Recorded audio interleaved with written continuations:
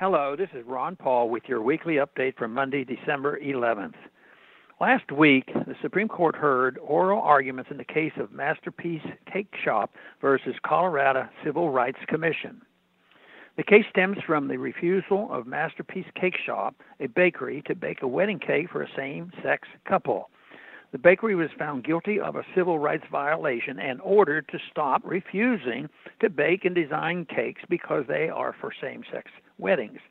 The bakery was also required to file reports on steps it takes to comply and whether it turns down any prospective customers. The decision to force the bakery to change its business practices reflects a mistaken concept of rights. Those who support government intervention in this case view rights as a gift from government. Therefore, they think politicians and bureaucrats can and should distribute and redistribute rights. This view holds it is completely legitimate to use government force to make bakeries bake cakes for same-sex weddings, since the government created right to do a cake outweighs the rights of property and contract. This view turns the proper concept of rights on its head. Rights are not gifts from government, so the government cannot restrict them unless someone engages in force or fraud.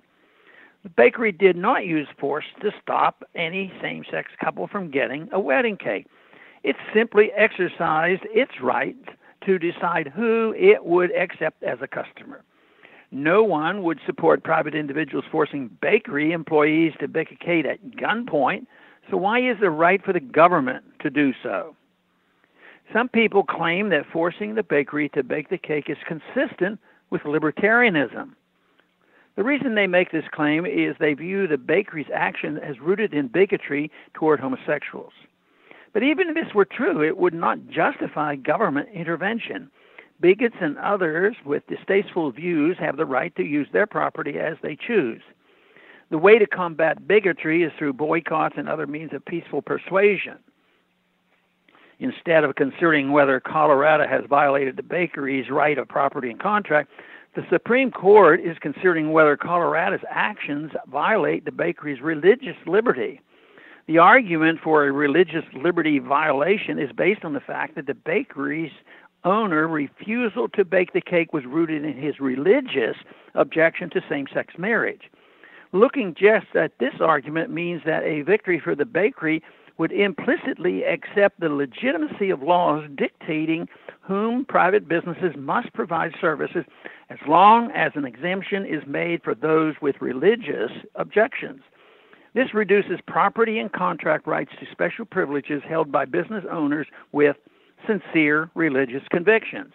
It also allows judges, bureaucrats, and politicians to determine who is really acting on sincere religious convictions.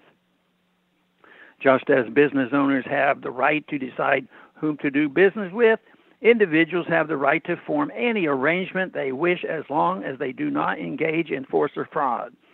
This includes entering into what many consider unconventional or even immoral marriage contracts.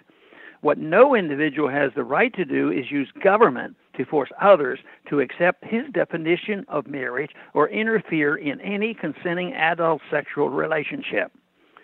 Even if the bakery wins in the Masterpiece Cakeshop case, its victory will only protect those businesses acting on a sincere religious conviction.